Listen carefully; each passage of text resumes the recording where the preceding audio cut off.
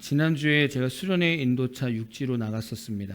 수련회 때 만난 학생들을 보고 또 휴식 시간에도 제가 가르쳤던 제자들이 이제 결혼해서 그 가정들도 좀 만나고, 또 사실 제가 볼 때 지금 돌이켜 보니까 휴가가 아니었던 것 같아요. 수도 없는 전화가 와서 전화 신방도 계속 했던 것 같아요. 근데 이들과 어떤 시간을 보내면서 느꼈던 것은 하나님을 잘 믿는 것이 무엇인가, 예수를 온전히 믿고 있는 것이 무엇인가를 좀 다시 한번 좀 생각하게 됐어요. 수련회를 하면서 그 고등학생들 이렇게 놓고 기도를 해주는데 성령께서 그들의 마음을 비춰주시는데 아이들 마음이 다 갈기갈기 찢어진 거예요. 그리고 그들 자존감도 다 찌그러진 겁니다. 물론 그들 안에는 여러 가지 이유가 있겠죠. 이혼한 가정도 있을 수도 있고요. 또 학구열이 뜨거운 지역이에요. 부산에서도 신도시에 사는 아이들이다 보니까 늘 공부 그 삶 속에서 살았던 자녀들이에요. 그러니까 자존감이 다 무너져 있는 거예요. 또 어떤 성도님하고는 대화를 하면서 참 신실하게 신앙생활을 하시는 것 같아요. 근데 그분이 하시는 말씀이 어떤 계기가 있었나 봐요. 자기가 어떤 하나님의 음성을 듣고 뭔가를 행했는데 좀 잘못됐던 것 같아요. 그 다음에 이 성도님은 뭐라고 스스로 결론을 내렸냐면, 우리 인간은 하나님의 음성을 들을 수 없다라고 결론을 내린 것 같아요. 그리고 그냥 이 땅에 있는 법과 도덕과 말씀을 읽으면서 내 자신이 하나님 안에서 그냥 선하게 한번 판단해보자. 그 결과들이 결국 하나님 뜻이 아니겠느냐라고 그렇게 생각했다는 거예요. 그러니까 하나님의 음성을 내가 들을 수 있다는 걸 믿지 않은 거죠. 또 어떤 성도님은 그분이 다니는 교회 담임 목사님이 좀 회개에 대한 개념과 구원에 대한 개념이 성경적이지가 않아서 되게 힘든 거예요. 계속 정죄 판단을 받는 거예요. 이런 여러 가지의 만남을 육지에 나가서 계속 관계를 가졌는데, 제가 오늘 본문 말씀을 가지고 계속 묵상을 하고 있었어요. 근데 한 주간 동안 이런 삶이 있으면서 더 많이 오늘 본문 말씀을 묵상하게 됐던 것 같아요. 많은 사람들이 교회를 다니고 있습니다. 흔히 말해서 예수를 믿는다고 말합니다. 그리고 당연히 하나님을 믿겠죠. 그런데 대화를 하다 보면 뭔가 마음이 참 답답합니다. 같은 교회를 다니고 있는데 참 마음이 답답합니다. 물론 저의 신앙생활을 누군가가 들었을 때 목사님의 삶도 약간은 답답하네요 라고 말할 수 있겠지만, 통상적으로 우리가 예수님을 믿는다고 하면 그 예수님을 믿는 삶 안에서 대화를 할 때 뭔가 마음이 시원해야 되지 않겠습니까? 근데 대화를 하다 보면 뭔가 모르게 마음이 조금씩 답답한 부분들이 있어요. 이때 무엇이 문제일까를 좀 다시 한번 생각해 봤습니다. 왜 똑같은 예수님을 믿으면서 이렇게 우리가 신앙 안에서 대화하는데 왜 답답하지?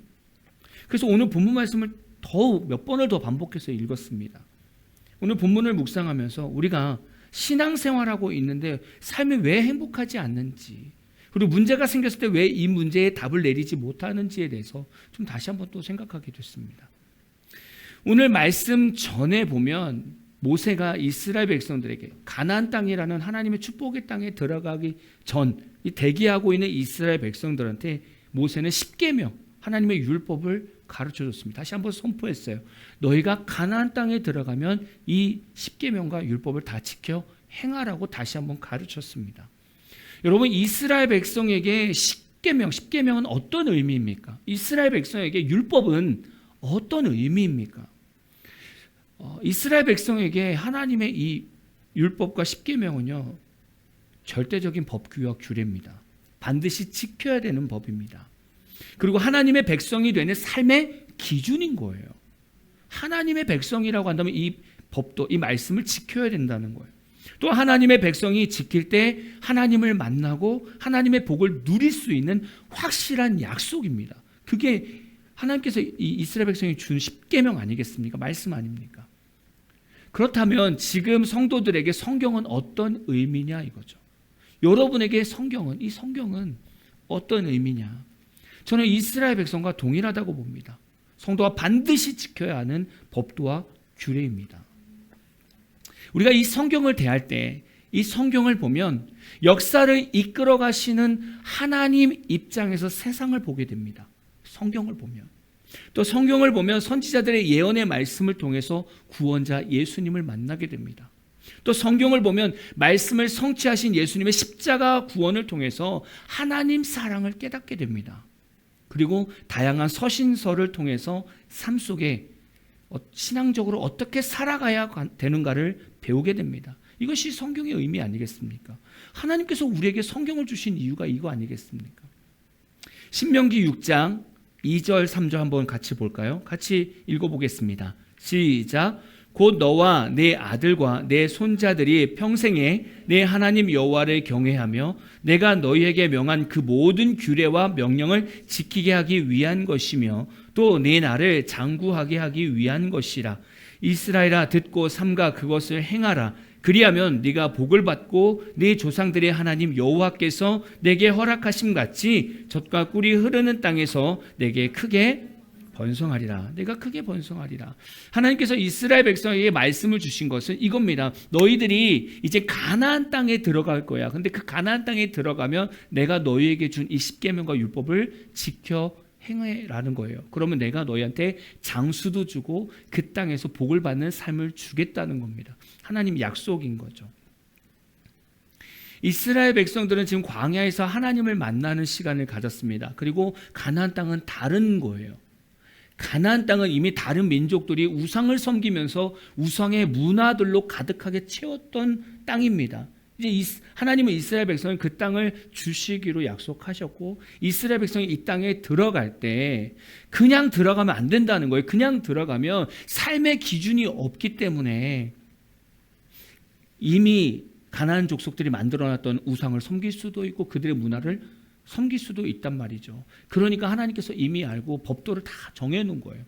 이 땅에 들어가서 하나님의 백성답게 어떻게 살아가야 되는지 정해둔 거예요. 그게 율법입니다. 그러니까 이 율법대로 살아갈 때 무엇이 죄인가를 분별할 수 있다는 거죠. 근데 이 말씀을 우리에게 적용한다면 이렇습니다. 사실 우리는 태어날 때부터 예수를 믿은 사람들은 그렇게 많지 않습니다. 모태신앙은 그렇게 많지 않아요. 어떨 때는 우리가 태어나면서 그냥 자연스럽게 우상 숭배라든가 세상의 문화에 그냥 젖어들어서 살았습니다. 그때는 그냥 우리는 예수님을 모르는 시대고 하나님 모르는 상황인 거죠.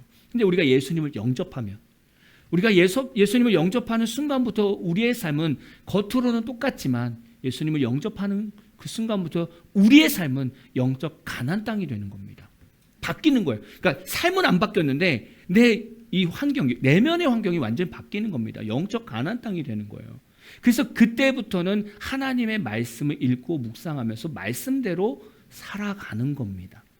네, 좀 이스라엘 백성하고 조금은 다른 거예요. 이스라엘 백성은 광야라는 곳에서 하나님을 만나고 그리고 하나님이 약속하신 땅에 넣을 때 우상이 가득하니 이 말씀을 가지고 가서 거기서 하나님 나라를 세워라라는 거였는데 우리는 그게 아니잖아요. 우리는 이미 태어나면서 예수님을 믿지 않았던 때가 훨씬 더 많습니다. 근데 우리가 예수님을 믿기로 했으면 그때부터는 하나님의 말씀, 이 약속의 말씀을 읽고 묵상하면서 지켜 행하는 겁니다. 여러분 이 부분이 인정이 되십니까? 예, 다 인정하실 겁니다. 당연히. 제가 이번에 수련회 간 이 고등부를 작년 2월에도 갔었고 재작년 6월에도 갔습니다.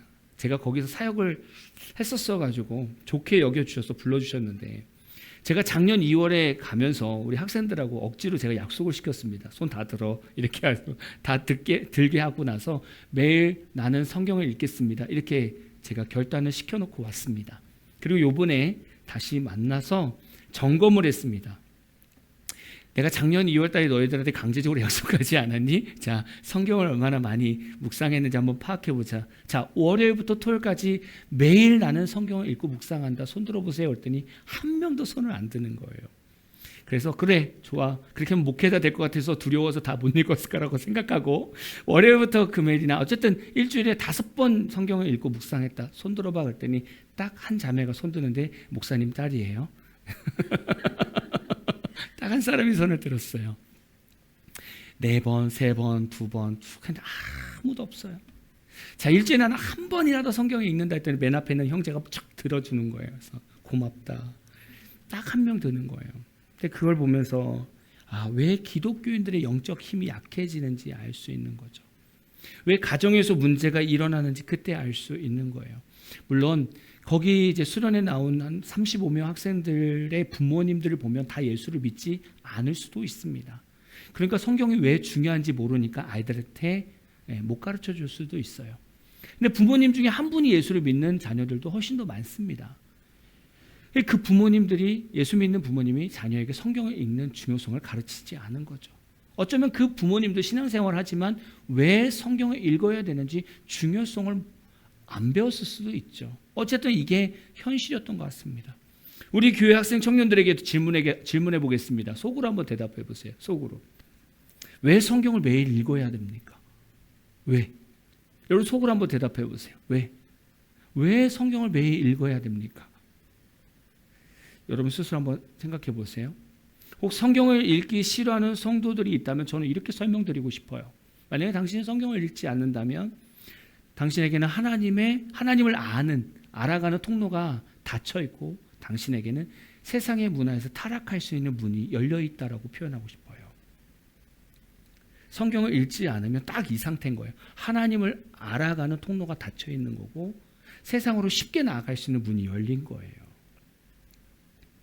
하나님께서 이스라엘 백성들에게 왜 법도와 규례를 주셨을까요? 여러분 운전하신 분들은 아실 거예요. 여러분 운전하신 분들 이 교통법규를 왜 지키십니까? 아니 급하면 그냥 중앙선 막 그냥 넘고, 급하면 그냥 좌회전 신호 안 받고 막 가면 되지. 왜 교통법규를 지키시냐고요. 먼저는 내 안전을 위해서 지키는 거 아닙니까? 내 안전. 그리고 다른 사람의 안전을 위해서 지키는 거죠. 여러분 갖고 싶은 게 많잖아요. 여러분 백화점 가면은 갖고 싶은 게 너무 많잖아요. 제주도는 백화점이 없습니다. 제주도는 마트가 있죠. 이마트, 오이창도 있는데, 여러분 마트 같은 데 가서 갖고 싶은 게 있지 않습니까? 그러면 그냥 갖고 싶은 거 가져오면 되지 않겠습니까? 근데 왜 안 가져옵니까? 그게 도둑질이라는 죄라는 걸 알기 때문에. 그리고 서로의 재산을 보호하기 위해서 안 가져오는 거 아니겠습니까? 하나님께서 이스라엘 백성들에게 법도와 규례를 왜 말씀하셨냐 이거죠. 왜? 하나님 말씀 왜 주셨는가? 이스라엘 백성들이 하나님의 말씀 붙들고 살아갈 때 하나님을 알게 되고요. 하나님의 뜻을 깨닫게 되고요. 그 안에서 하나님의 사랑을 알게 되고요. 하나님의 복을 지속적으로 누릴 수 있는 백성이 되라고 주신 거예요. 또한 하나님의 규례와 법도가 있어야 우상이 무엇인지를 깨닫게 되고 이방신을 만들고 경배하는 죄를 범하지 않기 때문에 말씀을 주시는 거예요. 그러니까 무엇이 우상인가를 알게 하신다는 거예요. 그리고 삶 전체에서 무엇이 죄인가를 보게 하시는 거예요. 이 문화는 죄구나라는 것을 말씀을 근거로 해서 보게 하시는 거죠. 그리고 천국과 지옥의 삶이 진리의 말씀 기준으로 판단되고 있다는 것을 알게 하시는 거예요. 그리고 훗날 사람들이 죽어서 하나님의 심판대 앞에 섰을 때 변덕스러운 하나님이 아니라 공의와 진리의 하나님이심을 깨닫게 알게 하기 위한 거예요. 그리고 하나님의 말씀을 통해서 이스라엘 백성들이 하나님의 백성답게 바르고 정직하고 의롭게 살아가면서 하나님을 드러내고 하나님을 믿게 하기 위해서 이 말씀을 준 거예요. 법규입니다. 법규. 규칙입니다. 때로는 학생 청년뿐만이 아니라 성인들도 성경을 읽는 게 어렵다고 말합니다. 그래서 성경 읽는 것을 쉽게 포기합니다. 그래서 이 성경을 손에서 쉽게 내려놓습니다. 일상생활에서 성경을 잘 읽지 않습니다. 근데 한번 생각해 보세요. 부모나 학생들은 자녀들이 어려운 과목을 마주할 때 그 어려운 과목을 성경처럼 쉽게 포기합니까? 엄마, 저 영어가 잘 안 외워져요. 그렇구나, 포기해. 이렇게 합니까? 어머니가? 엄마, 수학이 잘 안 풀리네요. 그렇구나, 포기해. 이렇게 합니까? 여러분 생각해 보세요. 그래? 학원을 보내든 과외를 시키든 문제집을 사든 어떻게든 이 어려운 과목을 이겨내게 하게 만들지 않습니까? 여러분 성도들도 한번 생각해 보자는 거예요. 사업을 하든 일을 하든 어려운 일이 봉착했습니다. 어려운 일에 봉착했습니다. 이걸 해결해야 돈을 버는 거고 해결하지 못하면 돈을 못 버는 겁니다. 그러면 어른들이 일하다가 어려운 일이 봉착하면 나 돈 안 벌래? 그리고 일 포기합니까? 나 돈 필요 없어. 이렇게 합니까? 어떤 방법을 써라도 이 문제를 해결해서 돈 벌려고 하지 않습니까? 성경책은요. 우리가 똑같이 성경책도 그렇게 마주해야 됩니다. 성경책을 붙들고 때로는 어려워도 씨름하면서 그 말씀 가운데 하나님의 뜻을 찾기 위해서 노력해야 되는 거예요. 똑같은 거예요. 그런데 우리가 성경에 있어서만큼 너무나 쉽게 포기한다는 겁니다. 그 성경 안에 하나님을 아는 지식도 있고 우리에게 주시는 복도 있는데 이거를 들추지 않으면 우리에게 주어진 놀라운 삶을 누릴 수가 없다는 거예요. 여러분, 공부를 왜 열심히 합니까? 열심히 해야 누릴 수 있는 삶이 달라지기 때문에 열심히 공부하는 거 아닙니까? 근데 그것보다 뛰어난 인생이 성경 말씀 안에 있다고요. 오늘 말씀에서는 하나님을 어떻게 사랑해야 하는지, 그리고 성경을 어떻게 대해야 하는지를 말씀해 주고 있어요. 첫 번째, 하나님을 어떻게 사랑해야 합니까? 신명기 6장 4절에서 5절입니다. 같이 읽어볼까요? 시작. 이스라엘아 들으라. 우리 하나님 여호와는 오직 유일한 여호와이시니 너는 마음을 다하고 뜻을 다하고 힘을 다하여 내 하나님 여호와를 사랑하라. 우리는 하나님을 믿을 때 유일한 하나님으로 믿어야 됩니다. 너무 당연한 말 같죠? 근데 그렇게 못 믿는 사람들이 있다는 거예요. 유일한 하나님으로 믿는 것이 왜 중요하냐? only one이에요. 왜 유일한 하나님을 믿는 것이 중요하냐? 유일한 하나님으로 인정하지 않으면 삶 속에서 문제와 어려움이 생겼을 때 하나님이 먼저가 될 수가 없어요. 자꾸 세상 것을 먼저 찾는다는 거예요. 여러분, 예수님도 마찬가지입니다. 구원의 길은 오직 예수밖에 없습니다. 아멘입니까? 예수밖에 없어요. 그러나 이 진리를 확실하게 믿지 않으면 목회자나 성도나 똑같습니다. 자꾸 다른 복음을 얘기해요. 그리고 다른 복음을 믿습니다. 세상의 도덕과 윤리적인 착함으로 구원을 얻을 수 없다는 거예요. 오직 예수 그리스도를 믿어야 구원을 얻는 거예요. 이건 변하지 않는 진리입니다. 그런데 많은 크리스찬들과 신앙적인 대화를 하면 유일한 하나님을 믿지 않는 것처럼 보여요. 사실 대화를 하다 보면 진짜 유일한 하나님을 믿고 있나? 유일한 하나님으로 믿으면 삶 속에서 모든 문제 해결 방법을 다 하나님께 찾으려고 합니다. 그래서 기도의 자리로 나가는 거예요. 그래서 교회 가서 기도한다는 거예요. 그래서 집에서 기도하는 거예요. 여러분, 코로나 이후에 우리나라 교회에서 가장 많이 바뀐 게 뭔지 아십니까? 주일 예배가 무너졌어요. 예전에 영상으로 예배를 드리다 보니까 이제 이렇게 오프라인으로 예배 드리는 거에 대해서 쉽게 생각하는 거예요. 아직도 이제 이 영상 예배를 올리기도 합니다. 저희도 말씀만 올리기는 하는데 예배 전체를 실황하는 교회들도 많습니다. 그러다 보니까 성도들이 작은 일에도 그냥 오프라인 예배를 가지 않고 나 나중에 온라인 예배 드리지 뭐 이렇게 생각하는 거예요. 그리고 새벽 기도도 무너졌습니다. 코로나 이후에는 새벽 기도를 나오는 성도들이 확 줄었습니다. 코로나 때 우리가 영상으로 새벽 예배 드렸는데 그것도 늘 하루 종일 뛰어 있으니까 내가 굳이 아침에 일어나서 새벽 예배 드릴 필요 있나? 이렇게 생각한 거죠. 그래서 유일한 하나님을 믿는 이러한 기본적인 삶들이 다 무너졌다는 거예요. 여러분은 오직 유일한 하나님을 믿고 하나님의 구원은 오직 예수밖에 없음을 믿으십니까? 아멘이죠. 그렇다면 유일한 하나님을 믿는 자세가 무엇일까? 5절을 보면 마음을 다하고 뜻을 다하고 힘을 다하여 하나님을 사랑하래요. 여러분, 마음을 다한다는 게 이겁니다. 감정이 아니라 의지와 사고, 생각을 말합니다. 즉 이 단어는 인간의 내면적인 사고와 의지의 중심을 지칭하는 거예요. 그리고 하나님을 사랑한다는 것은 내 마음의 의지와 사고에서 하나님을 첫 번째로 삼고 그분을 삶의 중심으로 둔다는 겁니다. 저희 아까 광고 때도 말씀드렸죠. 8월 한 달은 삶의 모든 순위에서 1순위가 하나님으로 고백하자. 늘 물어보자 그거잖아요. 그게 마음을 다해 하나님을 사랑하는 거라고요. 우리 마음은요, 평소 내가 담는 대로 담기는 거예요. 평소에 내가 어떤 마음을 내 마음에 담느냐에 따라서 내가 어떤 상황이 벌어졌을 때 내 마음에 담겨 있는 것들로 문제를 풀어갑니다. 그러니까 평상시에 하나님의 뜻과 마음을 품으면서 살려고 한다면 결국 문제가 생기고 어려움이 생겼을 때 하나님을 제일 처음 찾게 된다는 거예요. 내 사고와 의지가 하나님을 찾게 된다는 겁니다. 여러분, 사업이 어려워질 수도 있어요. 경제적으로 어려움이 올 수도 있죠. 우리가 살다 보면 당연히 그럴 수 있죠. 자녀들에게 문제가 생길 수 있습니다. 근데 그 상황에서 내가 마음으로 정말 마음을 다해서 하나님을 사랑하고 있다면, 평상시 내가 그렇게 사랑하고 있다면, 그러면 이런 성도는 어떻게 하냐면, 하나님, 나에게 지금 이런 사업적인 어려움도 있습니다. 직장에서의 어려움도 있습니다. 경제적인 어려움들이 있습니다. 내가 해결할 수가 없어요, 주님. 자녀들에게 어려움이 있습니다. 하나님, 이 상황을 통해서 내가 무엇을 깨닫기를 원하고 하나님의 방법은 무엇입니까? 라고 먼저 물어보게 된다는 거예요. 먼저.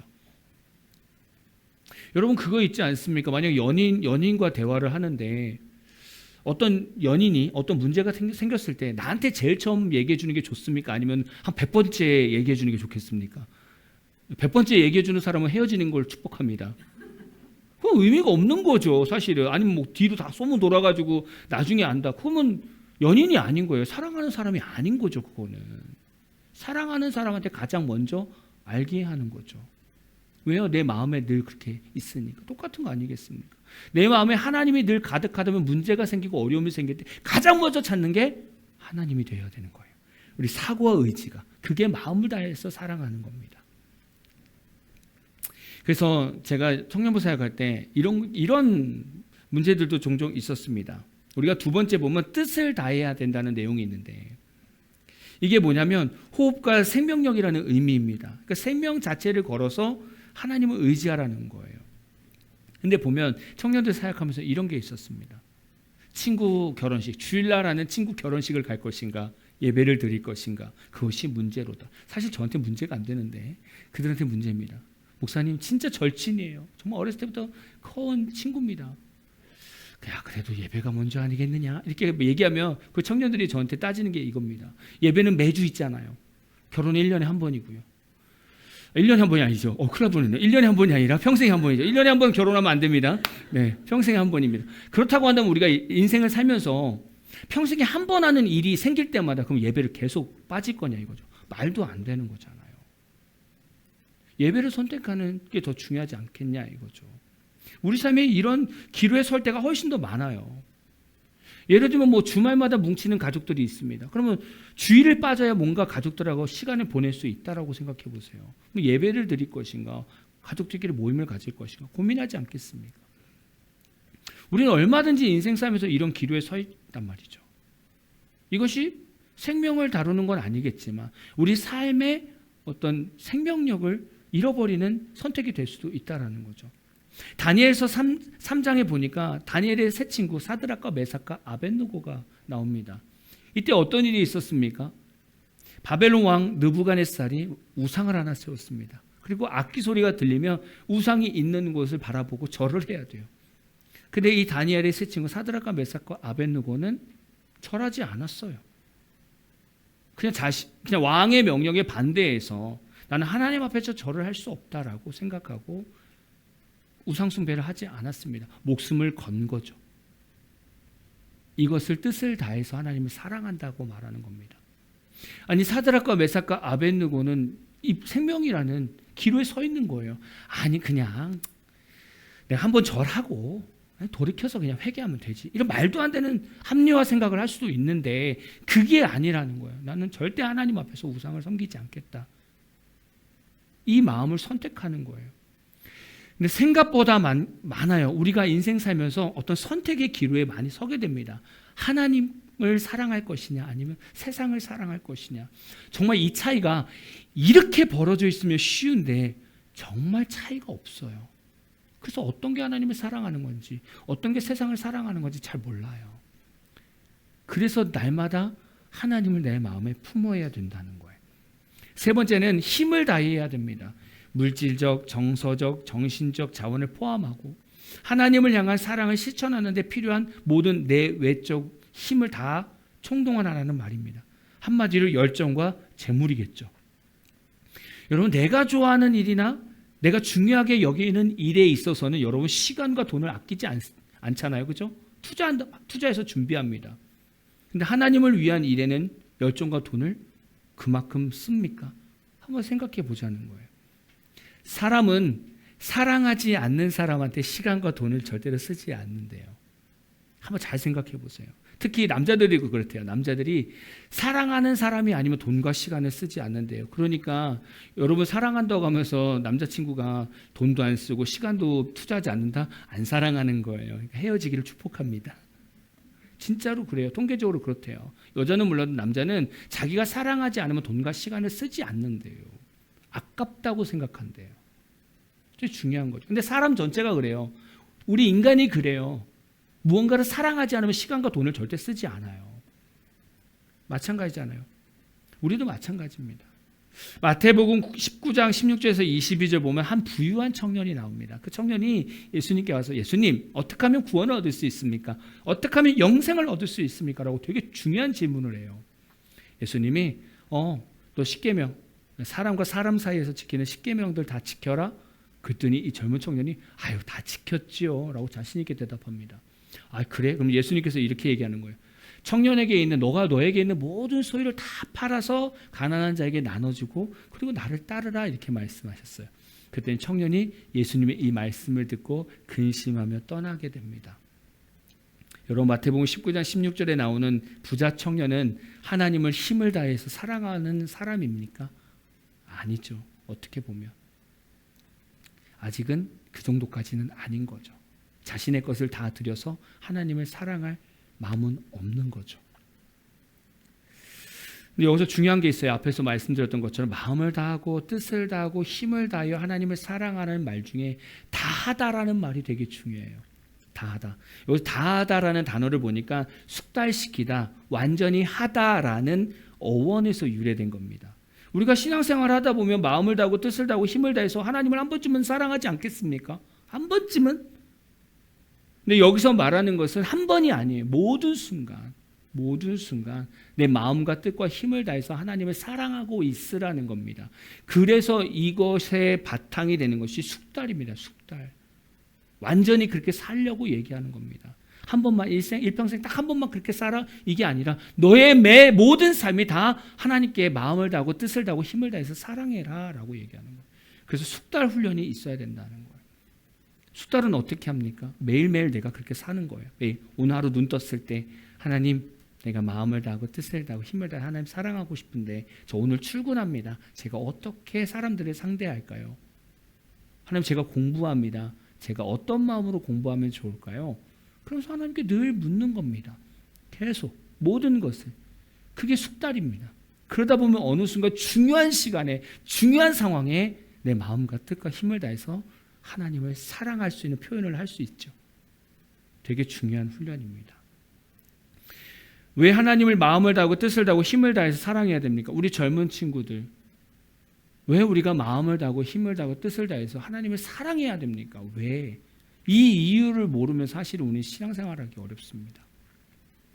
하나님께서 나의 죄 때문에 독생자 예수님을 십자가에 죽게 하셨습니다. 그 예수님을 영접한 나에게 영원한 지옥이 아니라 영원한 천국을 우리에게 베푸셨습니다. 우리는 그 십자가의 은혜, 구원을 받으면서 우리는 그 십자가 사건을 통해서 하나님의 사랑을 깨닫게 되었습니다. 얼마나 나를 하나님이 사랑하는지 알게 되었단 말이죠. 하나님은 여전히 나를 늘 사랑하고 여러분을 늘 사랑한다는 걸. 그래서 하나님도 우리에게 요구하는 거예요. 너희도 마음과 뜻과 힘을 다해서 나를 사랑해줘라. 그 관계가 되어야 되는 거죠.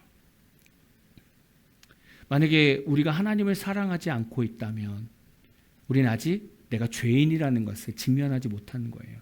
내가 죄인이라는 것을 직면했다면 내가 하나님을 안 사랑할 수 없는 거죠. 무조건 사랑할 수밖에 없습니다. 왜냐하면 내가 죄인에서 자유함을 얻고 구원을 얻었다는 것은 예수님을 내가 믿는 것이고 그 예수님을 믿는다는 것은 하나님의 사랑을 내가 인정하는 거기 때문에 그래서 우리는 하나님을 사랑해야 됩니다.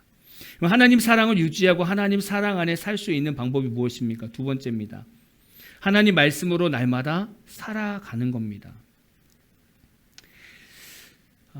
성도들을 보면 목회자들보다 성경의 역사와 스토리와 사건들을 더 많이 아는 성도들이 있습니다. 만약에 이런 성도가 목회자들을 마주한다면 어떤 자세로 마주해야 될까요? 뭔가 겸손하게 목회자와 대화를 해야 되지 않겠습니까? 근데 그러기 쉽지 않다는 거예요. 내가 목회자들보다 성경적인 역사와 사건과 이런 모든 걸 더 많이 안다면 자기도 모르게 교만해진다는 거예요. 만약에 이런 성도가 된다면 이 사람은 말씀대로 사는 것이 아니라 이 성경 지식이 이를 병들게 만든 겁니다. 이거는 말씀대로 사는 게 아니에요. 우리가 성경 말씀을 평소에 어떻게 대해야 되는지 한번 말씀 볼까요? 신명기 6장 6절부터 9절 같이 읽어봅시다. 시작. 오늘 내가 내게 명령하는 이 말씀을 너는 마음에 새기고 내 자녀에게 부지런히 가르치며 집에 앉아 있을 때든지 길을 갈 때에든지 누워 있을 때에든지 일어날 때에든지 이 말씀을 강론할 것이며 너는 또 그것을 내 손목에 매어 기호를 삼으며 내 미간에 붙여 표로 삼고 또 내 집 문설주와 바깥문에 기록할지니라.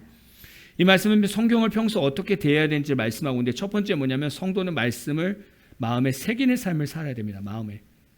이 말씀은 하나님 말씀을 내면화하는 과정이에요. 내면화.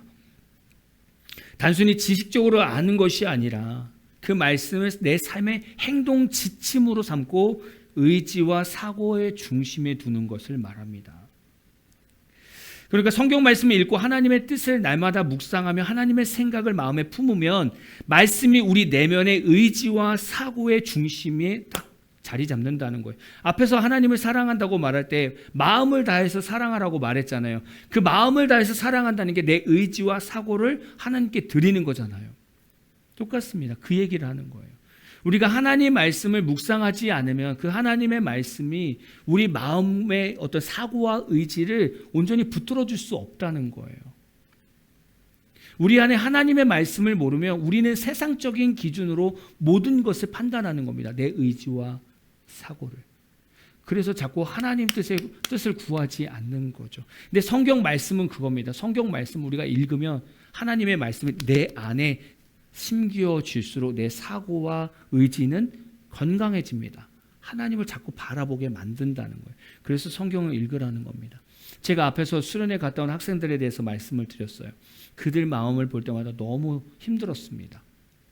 힘들었던 이유가 이거예요. 하나님의 말씀이 없었기 때문에 이들의 의지와 사고가 하나님께 가 있는 것이 아니라 세상에 가 있는 거예요. 그 모습을 보게 된 겁니다. 그래서 마음이 너무 아팠던 거예요. 저만 마음 아픈 것이 아니라 아이들 마음속에 그런 힘든 삶들 때문에 더 마음이 아픈 겁니다. 어떤 학생은 기도하는데 꺼이꺼이 울어요. 꺼이꺼이 울어요. 그 안에 너무 인생이 힘들었던 학생들이 많았거든요. 우리 교회도 마찬가지일 겁니다. 하나님 말씀을 읽고 그 안에서 날마다 하나님의 뜻을 발견하지 못하면 우리의 의지와 사고가 하나님 말씀 근거로 해서 판단되어지는 것이 아니라 정말 이 세상의 기준점으로 살아가면서 점점 이 우리의 의지는 무너지게 되고 우리 마음이 찌그러져서 자존감이 완전히 무너지게 될 겁니다. 그래서 성도는 성경을 읽지 않고 자존감이 높아질 수 없어요. 특히 성도는 그래요. 하나님 자녀는 성경을 읽지 않으면 자존감이 세워질 방법이 없어요. 성도는요, 성경을 읽지 않고 미래를 자신감 있게 대할 수 없어요. 왜냐하면 말씀은 늘 우리 삶에 새 힘을 주거든요. 소망을 주고. 근데 성경을 읽지 않으면 우리는 세상 사람과 똑같이 앞에 미래에 대해서 불안할 수밖에 없어요. 두 번째, 부지런히 말씀을 가르쳐야 합니다. 집에 앉았을 때에든지 길을 갈 때에든지 누워있을 때에든지 일어날 때에든지 하나님 말씀을 강론하래요. 강론이라는 것은 반복하여 말하고 가르치고 상기시키는 것을 의미합니다. 항상 일관성 있게 가르쳐야 되고요. 하나님 말씀을 삶 속에서 실천하도록 유도하는 겁니다. 그러니까 집에서 신앙 있는 부모가 자녀들을 말씀을 근거로 해서 삶을 가르쳐주는 겁니다. 이 삶은, 이 문화는 말씀에서 조금 이렇게 벗어난 것 같아. 계속 이러한 대화를 하는 거예요. 근데 요즘 학생들한테 신앙의 부모들이 신앙의 기초에서 조언을 하면 잘 듣지 않습니다.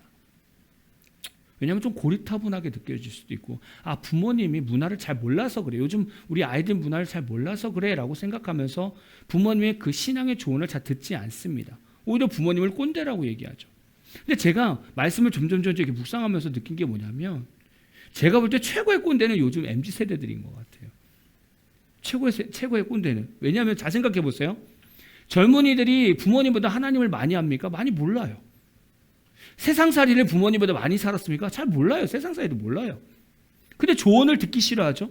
그리고 자신들이 하고 싶은 말과 행동은 다른 사람에게 피해를 줘도 다 해요.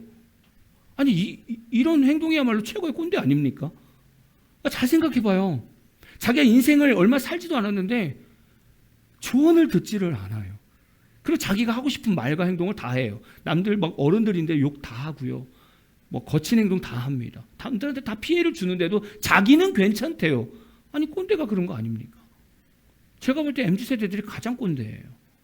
사회를 무너뜨리는 것이 MZ세대들이에요. 사실은.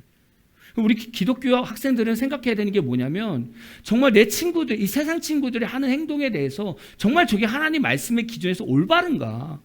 내가 말과 저 행동을 할 때 저게 정말 다른 사람들에게 좋은 영향력 끼치는 말과 행동인가라고 분별할 수 있어야 되죠.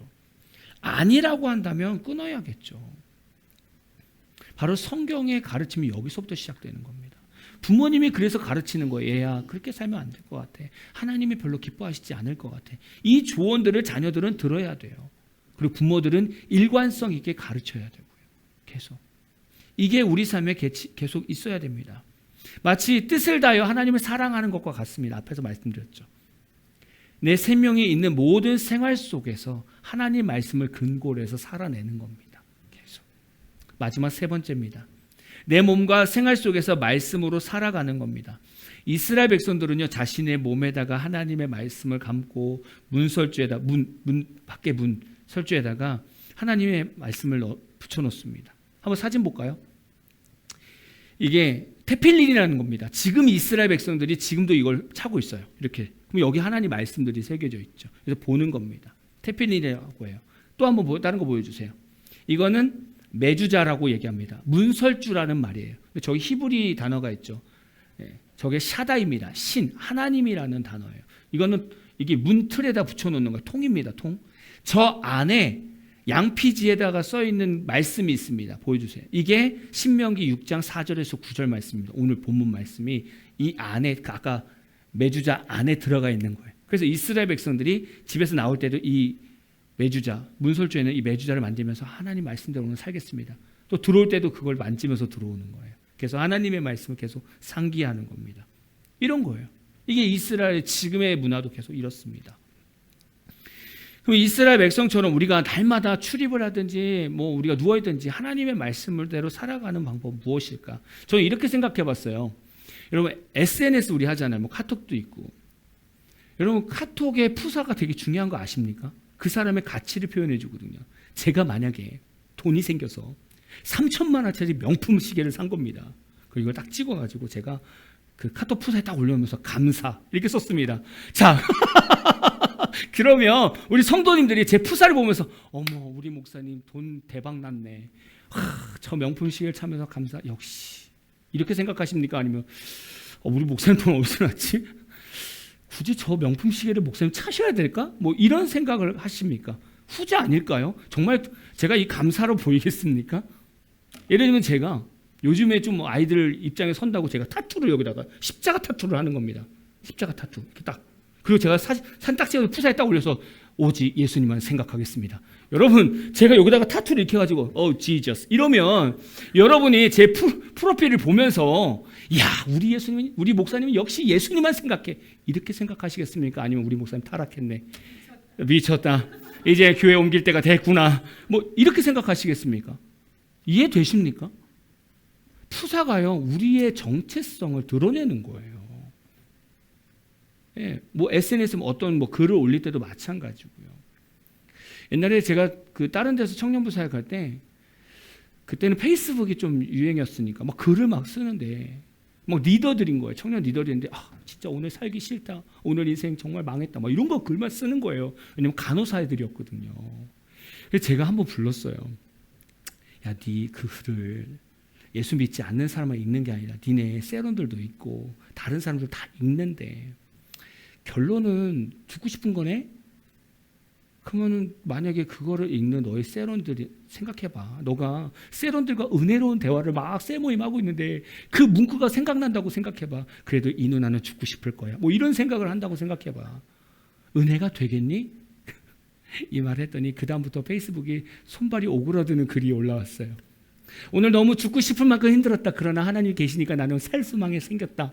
얼마나 가식적이에요 글이. 근데 그렇게 바뀌었어요. 진짜 다 그렇게 바뀌는 거예요. 항상 뭔가 복음 메시지가 항상 드러나는 거예요. 근데 사람들이 그 메시지를 보잖아요. 크리스찬이라는 것을 드러내야 된다는 거예요. 똑같습니다. 요즘 현관문에 우리 교패를 붙입니다. 어느 교회 다닌다. 근데 현대인들이 이 교패를 잘 안 붙이고 싶어요. 왜냐하면 층간소음이 일어나면 싸워야 되는데 이 파이터 할 수가 없잖아요. 그죠? 이걸 문패가 있으면 못 싸워요. 욕을 못 한단 말이에요. 시원하게 욕하면서 이겨야 되는데 문패가 있으면 할렐루야, 저희가 잘못했습니다, 이렇게 해야 되니까 문패를 붙이기 싫어한다는 거예요. 근데 오늘 이 말씀 본다면 우리가 들어갈 때 나갈 때 늘 하나님을 생각한다면 이러한 정체성을 드러내는 부분들이 필요하다는 거예요. 예전에는 차에 십자가를 걸고 다니는 분들이 진짜 많았거든요. 교회 차도요, 옆에다가 교회 이름을 크게 붙였어요. 근데 요즘에 안 붙여요. 왜요? 교통법규 어기니까. 잘 안 해요. 그런 겁니다. 우리가 하나님을 평상시에 생각하는 것들, 늘 기억하는 것들이 점점 삶 속에서 사라지고 있더라는 거예요. 우리가 다른 사람을 만날 때도 대화를 할 때도 크리스찬이면 우리의 대화가, 우리의 말이 하나님의 말씀을 근거로 해서 기독교 가치관이 나와야 돼요. 어떤 사람을 만나서 대화하든. 저는 이게 되게 중요하다고 생각합니다. 이번에 제가 부산에서 이제 우리 제자들 가정을 만나면서 대화하는데, 그 중에 제가 이제 청년부 담당했을 때 회장을 했던 자매가 있었는데, 그 자매가 저랑 얘기하면서 이렇게 얘기하더라고요. 목사님 여전하시네요. 뭐 이렇게 얘기하더라고요. 그리고 그 친구도 가끔 제 영상을 듣나 봅니다. 설교를 들어도 여전하시더라고요. 이렇게 얘기합니다. 전도사 생활할 때도 타협하지 않고 항상 진하게 복음을 선포했었는데 지금도 만나면서 보니까 똑같은 거예요. 여러분, 제가 제자들을 만나고 사람들을 만나면서 제가 세상적인 가치관과 문화 중심으로 대화를 하겠습니까? 제가 여기다가 타투 십자가 딱 세워놓고 야, 세계니까 예수님이 더 내 안에 계신 것 같아. 너도 세계. 이렇게 하겠습니까? 제가? 생각해 보세요. 제가 목회자가 그러면 좀 이게 이상하게 보이지 않겠습니까? 그리스도인들끼리 모여서 대화할 때 늘 그 대화는 하나님 중심에서 뭔가 대화를 풀어가야 되는 거죠. 아니, 제가 전도사고 목사인데 제 제자들을 만나면서 세상적 얘기하겠습니까? 요즘 하나님 안에서 어떻게 살아? 다 그 얘기인 거예요. 자녀들을 하나님 안에서 어떻게 키워야 되는지 다 그런 얘기인 거예요. 요즘에 주식 대박 났니? 뭐 투자하니? 나도 한번 투자해볼까? 이런 대화를 전혀 하지 않는다는 거예요. 왜요? 우리 삶 속에서 늘 하나님의 말씀이 거하고 있기 때문에 우리 삶이 그렇게 바뀌어야 된다는 거예요. 오늘 말씀 가운데 하나님을 어떻게 사랑해야 되는지, 또 그 사랑을 어떻게 단단하게 붙들어 주는지 바로 말씀이지 않습니까? 우리가 말씀을 읽고 묵상할 때 하나님을 향한 그 사랑이 더 단단하게 더 세워진다는 겁니다. 저는 우리 교회 젊은 세대들에게 진심으로 권면합니다. 날마다 하나님 말씀을 읽고 그 말씀에서 하나님의 뜻을 찾으십시오.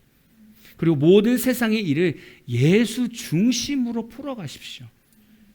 그럼 여러분의 삶은 하나님께서 책임지실 겁니다. 반드시. 우리 성도님들에게 진심으로 권면합니다. 날마다 매 순간 하나님 말씀으로 자녀들을 가르치고 붙들어 주십시오. 그리고 말씀으로 세상을 풀어 주십시오. 그리고 세상의 방법과 타협하지 마시고 오직 예수님의 십자가 길로만 걸어 주십시오. 저도 여러분에게 부탁한 대로 저도 여러분에게 말씀드린 것처럼 오직 예수 중심으로 살아가고 말씀 중심으로 살아가는 목회자가 되겠습니다.